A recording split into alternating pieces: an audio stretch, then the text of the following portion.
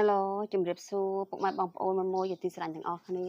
ចាថ្ងៃនេះមក live ជាមួយ topic ថ្មីចាអឺដែលអាចចែកម្លែកបានក៏និយាយពីរឿងក្នុងចិត្តខ្លះអញ្ចឹងណាខ្ញុំ live តាម app ព្រីខ្ញុំសាក live តាម app ព្រីសិន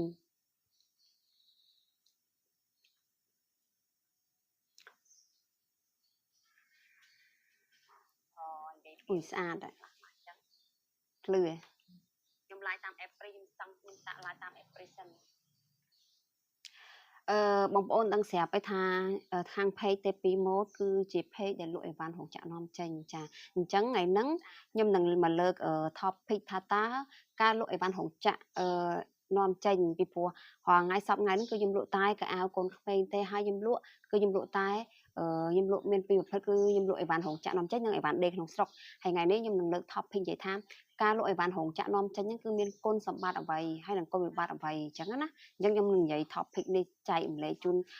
ភ្ញៀវក៏ដូចជាមួយមួយដែលធ្លាប់ទិញថាតើអ្នកលក់មានផលវិបាកអីខ្លះហើយក៏មានគុណសម្បត្តិដូចគ្នា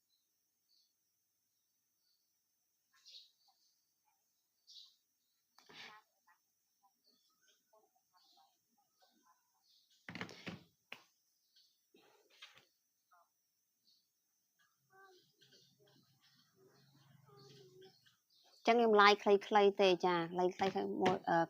ព្រោះ topic នេះtopic មួយនេះគឺខ្ញុំនឹងធ្វើវីដេអូតាមក្រោយអញ្ចឹងណាចាអញ្ចឹងមកមួយដឹងស្រាប់ថា page ទេ2 mode គឺជា page ដែលលក់អីវ៉ាន់រោងចក្រនាំចេញចាតន្ទឹងនឹងការលក់អីវ៉ាន់រោងចក្រនាំចេញ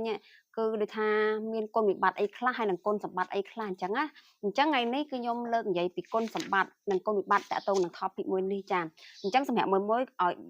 ដឹងថាហេតុអីមួយខ្លះគាត់សួរខ្ញុំណាចាថាđâyបានជា page ខ្ញុំឃើញអីវ៉ាន់ម៉ូដដដែលអញ្ចឹងណាចាអញ្ចឹងខ្ញុំបញ្ជាក់ថាអីវ៉ាន់រោងចក្រនាំចេញមួយចាមួយធ្លាប់ប្រើហើយធ្លាប់ប្រើពីគុណបានប្រើអីវ៉ាន់រោងចក្រនាំចេញឲ្យដឹងពីគុណសម្បត្តិថាសាច់ល្អសាច់ស្អាតសាច់ទន់ណាចាអញ្ឆៃតម្លៃធូរទៀតចាអញ្ចឹងតន្ទឹងនឹងមួយដែលបានប្រើផលិតផលល្អមានគុណភាពហើយតម្លៃធូរចាតើមានផលវិបត្តិអីខ្លះសម្រាប់អ្នកលក់ចាអញ្ចឹងសម្រាប់ខ្ញុំអ្នកលក់ចាអញ្ចឹងគុណវិបត្តិដែលខ្ញុំលក់អីវ៉ាន់រោងចក្រនាំចេញគឺខ្ញុំទៅទិញអីវ៉ាន់ភាគច្រើនទី1គឺមានដាច់មានលហែកច្រើនណាស់ចាយកមកគឺហើយអីវ៉ាន់រោងចក្រគឺយើងទៅទិញគឺយើងអាចរើសឡាយបានអត់អាចរើសសាយបានតាមចិត្តដែលយើងប្រាថ្នាដូចថាមួយធ្លាប់ទិញខ្ញុំអញ្ចឹងមួយចង់បានគីឡូប៉ុណ្ណេះចង់បានឡាយនេះអញ្ចឹងមួយរើសត្រូវទេតែសម្រាប់ខ្ញុំទៅទិញពីរោងចក្រផ្ទាល់ពីឃ្លាំងផ្ទាល់គឺអត់អាចរើស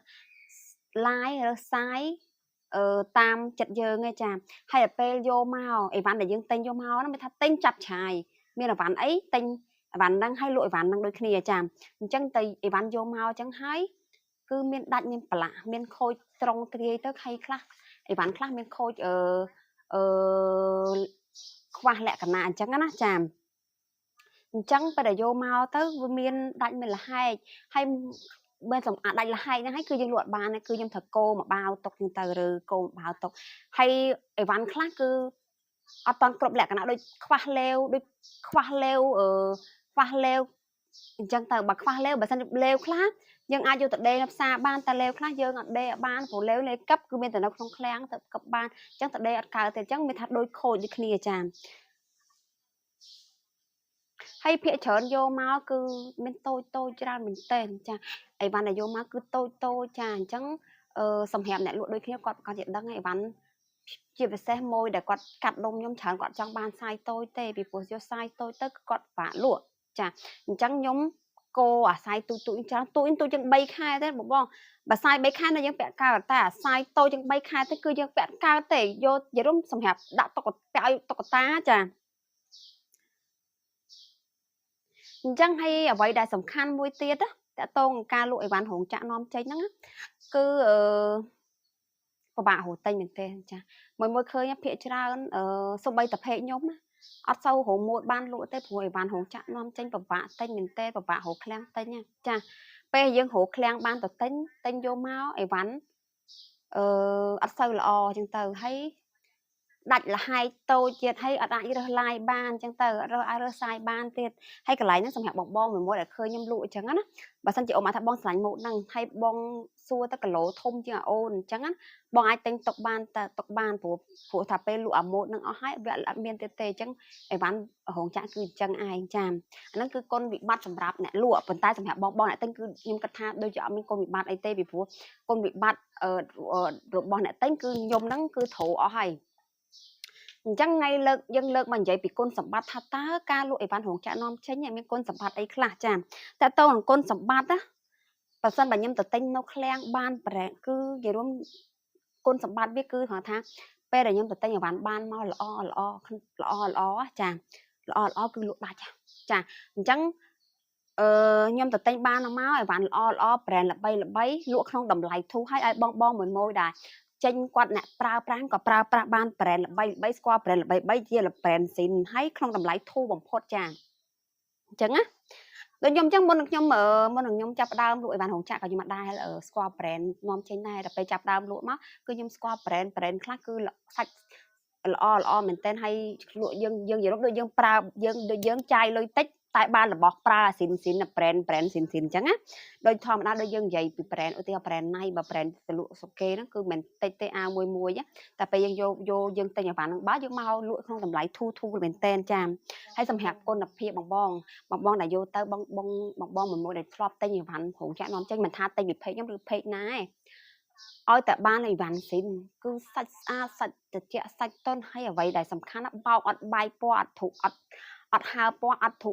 ហើយដល់អ្វីសំខាន់មួយទៀតពេលដល់កូនរបស់យើងពាក់ប្រឡាក់ខ្លាំងណាពេលពាក់ប្រឡាក់ខ្លាំងយើងបោកម៉ាស៊ីនក៏ចេញដែរកន្លែងចំណុចមួយហ្នឹងគឺខ្ញុំសម្គាល់កូនខ្ញុំណាពាក់ប្រឡាក់មិនក៏ដោយយើងបោកម៉ាស៊ីនគឺចេញទាំងអស់ចាហើយដល់ពេលខ្ញុំបានទិញអាប្រែនល្បីមកលក់ក្នុងតម្លៃធូរគឺខ្ញុំក៏ស្រួលលក់ដែរខ្ញុំស្រួលលក់គឺស្រួលលក់ដូចគ្នាអញ្ចឹងបងទិញយកទៅគឺបានរបស់ស៊ីនហើយក្នុងតម្លៃធូរអញ្ចឹងបើសុំនិយាយថាសុំនិយាយថាបើសិនជា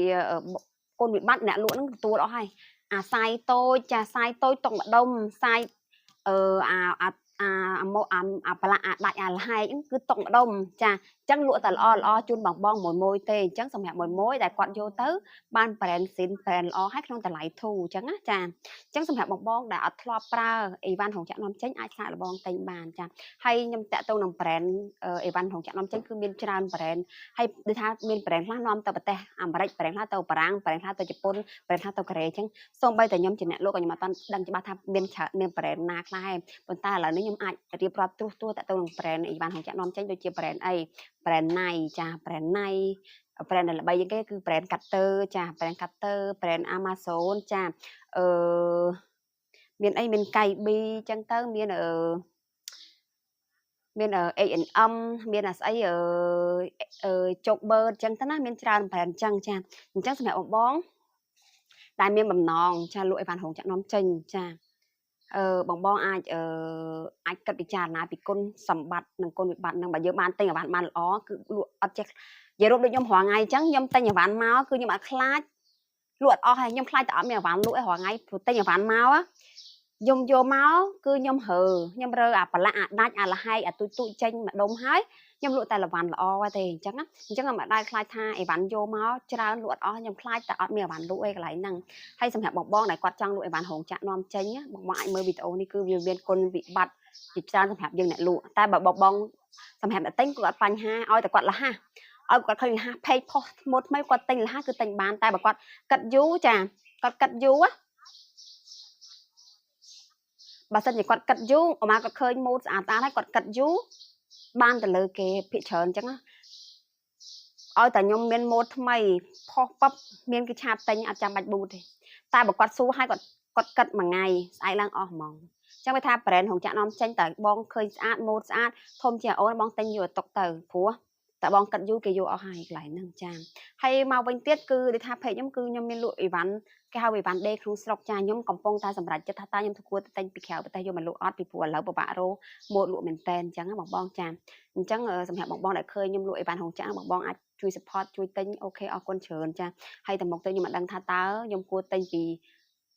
ប្រទេសចិត្តខាងយកមកលក់បន្ថែមអត់ព្រោះភាសាឲ្យបានរោងចក្រពិតជាពិបាករកលក់មែនតែនហើយយកមកសម្រាប់ខ្ញុំមិនចំណេញអីហ្មងទេបង វាខូចវាដាច់វាប្រឡាក់ច្រើនណាហើយយកទៅជួនកាលអារម្មណ៍មួយដែលយើងពេលយើងថតផុសទៅភ្ញៀវមកทั้งអីវ៉ាន់ហ្នឹងក្បាលគីបមែនអីវ៉ាន់ហ្នឹងឃើញទូរួយអញ្ចឹង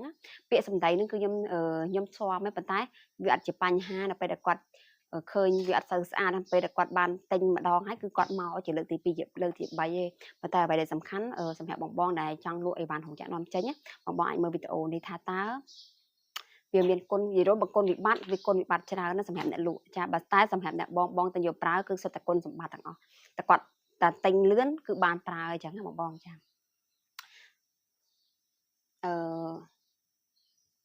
ខ្ញុំចូល like នេះមួយសិន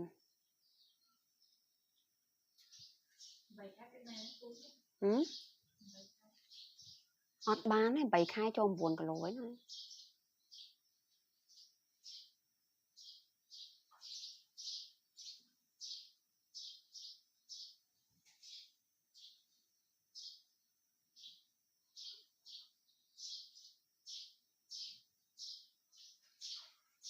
ចឹងវីដេអូនេះគឺតែប៉ុណ្្នឹងឯងមកបងចឹងហើយវីដេអូ topic មួយនេះខ្ញុំនឹងចាប់ដើមធ្វើ